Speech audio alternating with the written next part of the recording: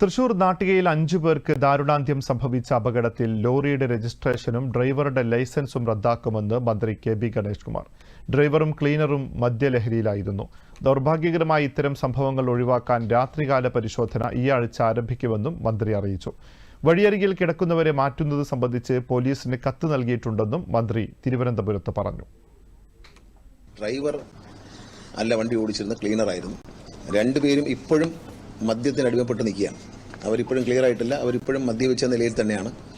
രണ്ടുപേരും വാഹനം ഓടി തുടങ്ങിയ സമയം മുഴുവൻ മദ്യപിക്കുകയായിരുന്നു. ഈ ഡ്രൈവർ മാറി കിടന്നിട്ട് ക്ലീനർ വണ്ടി ഓടിച്ചു. ക്ലീനർക്ക് ഡ്രൈവിംഗ് ലൈസൻസ് ഇല്ല.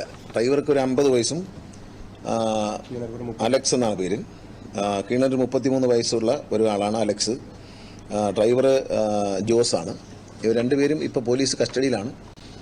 നമ്മളെ motor vehicle department transport commissioner നിർദ്ദേശപ്രകാരം ആദ്യം തന്നെ ഇതിൻ്റെ രജിസ്ട്രേഷൻ സസ്പെൻഡ് ചെയ്തിരിക്കുകയാണ്. രജിസ്ട്രേഷൻ ഈ ഡ്രൈവറുടെ ലൈസൻസ് പിടിച്ചെടുക്കുന്നുണ്ട്. അതും സസ്പെൻഡ് ചെയ്യും നമ്മൾ. അതുകൂടാതെ രജിസ്ട്രേഷൻ റദ്ദാക്കും. വണ്ടിയുടെ രജിസ്ട്രേഷൻ കണ്ണൂരുള്ള ഒരാളുടെ പേരിലാണ്. ആ ഉടമസ്ഥൻ നോട്ടീസ് കൊടുത്തു കഴിഞ്ഞു. ഈ മദ്യപിച്ചിരിക്കുന്ന 2 പേർക്കും പോലീസ് കസ്റ്റഡിയിലേക്ക് നോട്ടീസ് ഇപ്പോൾ കൊടുക്കാൻ പറ്റില്ല. എന്നാൽ അവരുടെ ലൈസൻസ് റദ്ദാക്കും.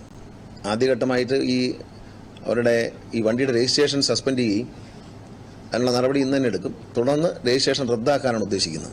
ഇത് വളരെ ഒരു കരുതിക്കൂട്ടിയുള്ള തെറ്റെന്ന് തന്നെ പറയാൻ പറ്റും. നരഹത്യയാണ്.